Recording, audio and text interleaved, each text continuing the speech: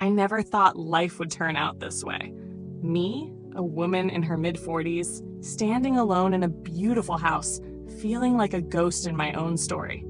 My husband was always gone. His business trip stretched from days into weeks, and when he came home, it wasn't a reunion. It was routine. We barely spoke. The conversations were shallow, like we were strangers playing roles in the same play.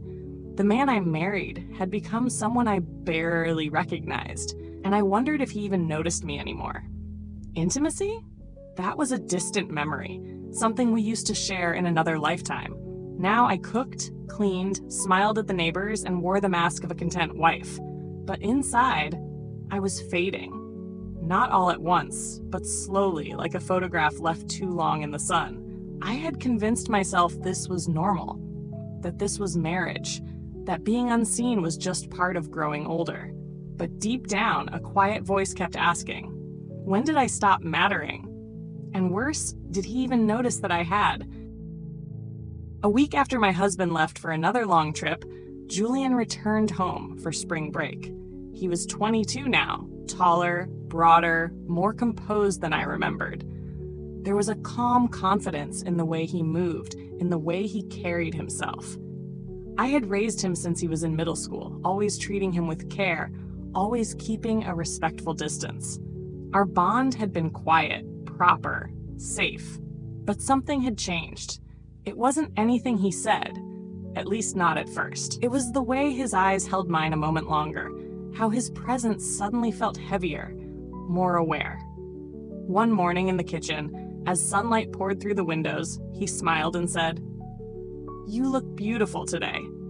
The words were simple. His tone was gentle, but it landed differently. Unexpected, intimate. We started spending more time together.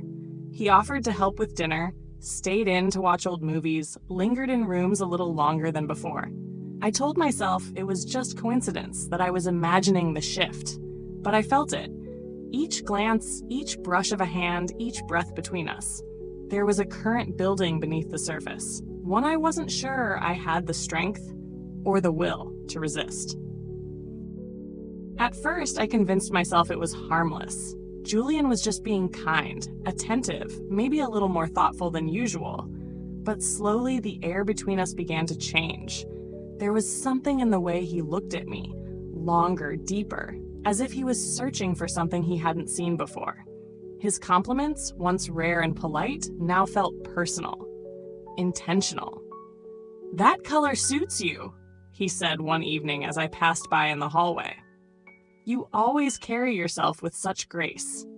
I smiled, said thank you, but inside, my heart skipped. Not from fear, from the thrill of being seen. He started sitting closer, helping with the dishes, cooking beside me in the warm, quiet rhythm of our shared silence. During late-night movies, he'd sit just close enough that our arms touched, our knees brushed. I felt it. The spark in the small things, the quiet gestures, the stillness between us that said everything without a word. Every time his hand accidentally brushed mine, I told myself to pull away. But I didn't. And when he stood just a little too close behind me at the sink, reaching for a glass, I didn't move. I couldn't. Something inside me had already begun to lean in. It was a Thursday evening when the sky broke open. Rain lashed against the windows, thunder rolled in the distance, and then darkness. The power cut out, leaving the house wrapped in silence and candlelight. I had just finished cleaning up dinner when Julian appeared in the doorway, holding 2 glasses of wine. "Thought you might need this," he said, his voice soft, almost hesitant. I took the glass, trying to ignore the way my fingers brushed his. We sat in the living room, the only sound the rain tapping on the glass. The flicker of candles made the room feel warmer than it was. We talked about memories, regrets, and everything in between.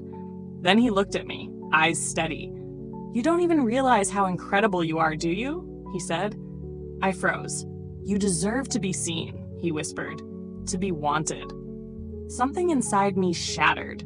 When he reached for my hand, I didn't pull away. When he leaned in, I didn't stop him. Our lips met, softly, slowly, not with urgency, but with years of silence finally speaking. When it ended, I couldn't speak. I only knew one thing for certain: nothing would ever be the same again. I couldn't sleep that night. I lay in bed, staring at the ceiling, replaying every word, every glance, every breath we had shared in the glow of candlelight. My lips still remembered the weight of his. My hands still felt the warmth of his touch. I told myself it was just a moment, just loneliness. But that was a lie. I had crossed a line, not with my body, but with my heart. The next morning, when Julian walked into the kitchen, his smile made my chest tighten. I looked away, pretending to focus on the coffee, but my hands trembled. I wasn't supposed to feel this way, not for him. But I did. I felt wanted, noticed, awake. It terrified me how much I longed for it again. We didn't speak of the kiss, but it clung to the silence between us like smoke. When his fingers brushed mine, I didn't move. When he stood close behind me, I let him. Guilt pressed hard against my ribs, but desire whispered louder. I had spent years fading into the background. Now, for the first time in forever, I felt real. And that feeling, however wrong, was something I wasn't sure I could let go of. Julian began staying home more, turning down plans with friends, finding reasons to linger. Movie nights became routine. He'd suggest walks, offer to run errands together, invent excuses just to be near me. And I let him. I told myself I needed the company, but it was more than that. His presence filled something that had been empty for far too long. Our conversations deepened. He asked about my childhood, my dreams, things my husband had never thought to ask. I found myself telling him stories I hadn't shared in years. And in those moments, I realized just how much of myself I had buried, how much I had given up in exchange for a marriage that offered nothing in return. I tried to draw the line. I told him we couldn't continue, that this was dangerous. He nodded, apologized. But the next time we were alone, he whispered, "You don't deserve to be forgotten." His words pierced through the armor I had carefully worn for so long. When he touched my face and said, "You don't have to keep pretending you're fine," I didn't answer. I didn't need to. He already knew, and so did I. The boundaries I had tried to build had already been washed away. Julian's break was nearing its end, and with every passing day, I felt the weight of reality pressing harder against the fragile world we had created. He started packing, shirts folded neatly, shoes lined up beside his suitcase, and I watched in silence, pretending not to care. But inside, I was unraveling. We didn't talk about what came next. There were no promises, no whispered plans. Just lingering glances and quiet moments that spoke louder than words. I wanted to ask him, "What now?" But the fear of the answer kept my lips sealed. Maybe we both knew this wasn't meant to last. Maybe that's what made it feel so intense. Our silence grew heavier, not the comfortable kind, but the kind that tastes like goodbye. I caught him staring at me once as I folded laundry, his eyes filled with something I couldn't name. Longing, maybe, or guilt. At night, I lay awake, wondering who I would be once he was gone. Would he take this version of me with him, the woman who felt alive again? Or would I be left alone, once more invisible, but now burdened with memories too vivid to erase? I was terrified not of losing him, but of losing myself all over again. The night before Julian left, the house was quiet, too quiet. He didn't reach for me, didn't try to touch me. He just stood there in the doorway of my bedroom, his eyes shadowed with something softer than sadness. "I don't regret anything," he said quietly, his voice barely above a whisper, "but I don't want to ruin your life." I opened my mouth to respond, but nothing came out.